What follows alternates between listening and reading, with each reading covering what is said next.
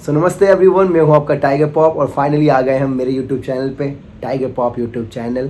तो जैसे कि मैंने पिछली बार जो वीडियो बनाया था डांसिंग के टॉपिक्स पर, आप सबने बहुत प्यार दिया और आप सबको बहुत पसंद आया।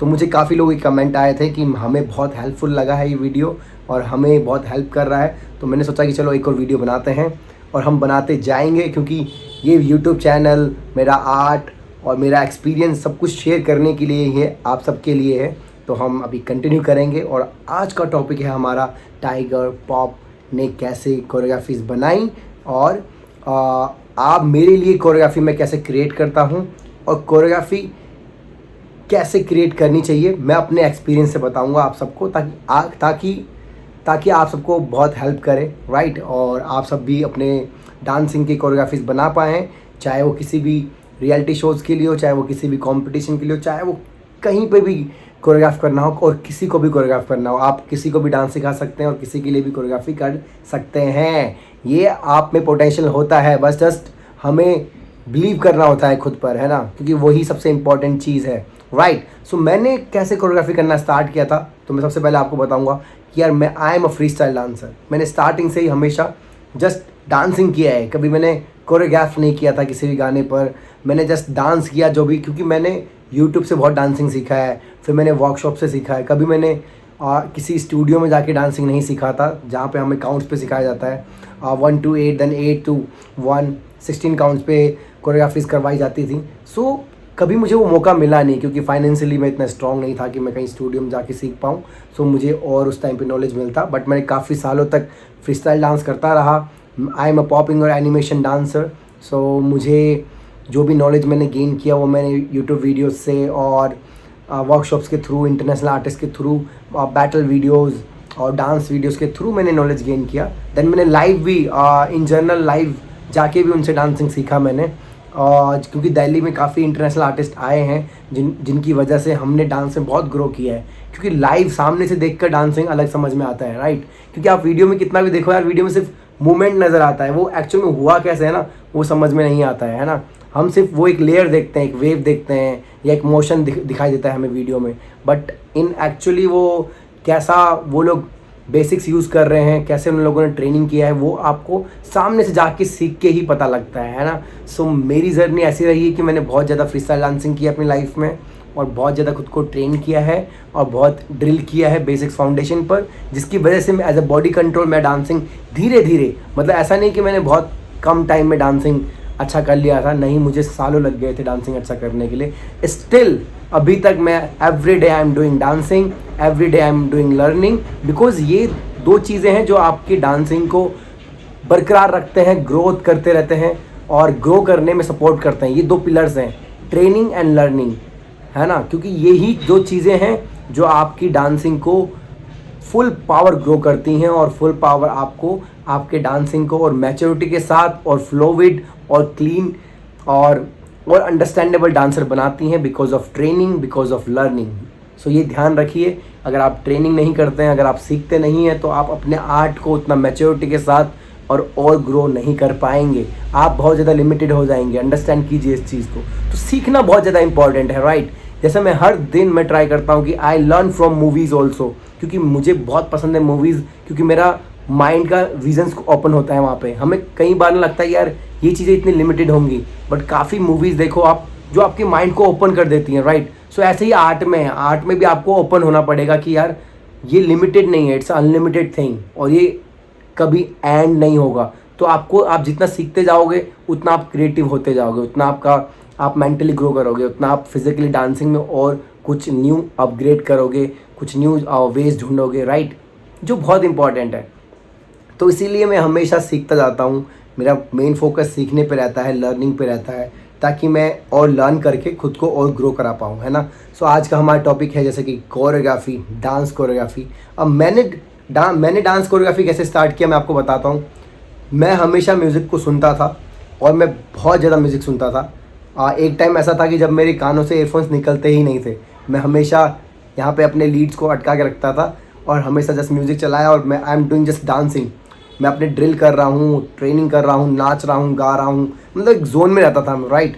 फिर मुझे यार समझ में नहीं आता था कि मैं कैसे कोरियोग्राफी बिठाऊँ और कैसे लिरिक्स पे कैसे स्टेप बिठाऊँ। बट धीरे धीरे धीरे धीरे जब मैंने गाना और अंडरस्टैंड करना स्टार्ट किया, फिर मैं और डांस करने लगा, मैंने लॉन्ग लॉन्ग टाइम डांसिंग किया, फिर धीरे धीरे मैं एक सॉन्ग को अंडरस्टैंड करने लगा एंड धीरे धीरे मेरी बॉडी गाने के अकॉर्डिंग खुद को ढालने लगी। बोलते नहीं कि खुद को बोलते हैं कि अंडरस्टैंडिंग के साथ मूव करने लगी with the lyrics, with the music. Then मुझे समझ में आया कि ओके यार, कि मुझे अब अपने जो मेरे स्टेप्स हैं, जो मैं फ्री स्टाइल कर रहा हूँ, उन सबको एक करके जो भी बेस्ट मोमेंट्स हैं, जो भी मैं क्रिएट कर सकता हूँ, सो मैंने हर लिरिक्स के अकॉर्डिंग, म्यूज़िक के अकॉर्डिंग अपने स्टेप को क्रिएट करना स्टार्ट किया और क्रिएट करके याद रखना स्टार्ट किया। Because memory is the main thing choreography में। काफ़ी लोग कोरियोग्राफी इसलिए नहीं कर पाते क्योंकि यार वो लोग ने स्टेप याद ही नहीं रख पाते। वो हमारा वीकेस्ट पॉइंट होता है। फ्री स्टाइल डांसर का बहुत वीक पॉइंट होता है कि कोरियोग्राफी याद रखना। अगर आप कोरियोग्राफी याद रखने लग गए तो आप इस दुनिया में कहीं पे भी किसी को भी कोरियोग्राफी करवा सकते हैं और आप खुद भी कहीं पे ही परफॉर्म कर सकते हैं, है ना। सो मैंने धीरे धीरे धीरे खुद के कोरियोग्राफीज करने स्टार्ट करे और बेख्याली जो मैंने इंडियाज़ बेस्ट डांसर में किया था वो भी मैंने बहुत ज़्यादा फ्री स्टाइल किया। पहले फ्री स्टाइल कर करके जो भी बेस्ट मोमेंट थे फिर मैंने वो अपने कोरियोग्राफी में ऐड करे और फिर उसको परफॉर्म करना स्टार्ट किया। जितना मैं परफॉर्म करता गया उतना वो एग्जीक्यूट होता गया, उतना मेरे बॉडी में बैठता गया, मेरी मसल मेमोरी में बैठता गया, उतना मुझे एक्सप्रेशन समझ में आया कि मुझे एक्सप्रेस कैसे करना है। सो ये मेरी जर्नी रही है कोरियोग्राफी की ऐसी कि मैंने बहुत ज़्यादा फ्री स्टाइल से मूवमेंट निकाले हैं। वहाँ से मैंने मूवमेंट्स अपने फ्री स्टाइल डांसिंग से खुद से एक्सप्लोर करके मैंने अपने गाने क्रिएट करें, अपने कोरियोग्राफी क्रिएट करें, राइट। सो आपके लिए भी सिंपल है, ज़्यादा स्ट्रेस नहीं लेना कि यार कोरियोग्राफी नहीं हो रहा है, कोई बात नहीं, आप ट्राई तो करो। आप 2 स्टेप बनाओ, कोई बात नहीं, आप 16 काउंट मत बनाओ, आप 2 स्टेप्स बनाओ, ओनली 2 स्टेप्स क्रिएट करो, है ना। और उसके बाद स्टार्टिंग के 10 सेकंड क्रिएट करो, 10 सेकंड का कोरियोग्राफी करो, ट्राई करो 1 2 3 4 5 6 7 8। गाना जौन सा भी है उसका फील समझो, उसके वोकल्स को अंडरस्टैंड करो, उसके लिरिक्स को अंडरस्टैंड करो, उसके रिदम को समझो। फिर उसके बाद अपने स्टेप्स को उसमें डांस बोलते नहीं कि अपने स्टेप्स को उसमें एकदम बोलते जैसे हम पेंटिंग करते हैं ना तो उसमें लेयर्स डालते हैं ऐसे, राइट। हम लेयर्स करते हैं, बाउंड्रीज करते हैं। घर बनाना है तो पहले मैं एक लेयर बनाऊंगा, है ना, और उसके बाद धीरे धीरे उसमें मैं उसकी खिड़की बनाऊंगा, फिर गेट बनाऊंगा। वैसे सिंपल वैसे ही ये वे है कि जब आप कोरियोग्राफी बनाओगे सबसे पहले स्टेप क्रिएट्स करो, फिर स्टेप्स क्रिएट हो गए उसके बाद गाना सुनो कि ये मेरा स्टेप इस गाने के लिरिक्स में फील में जा रहा है कि नहीं।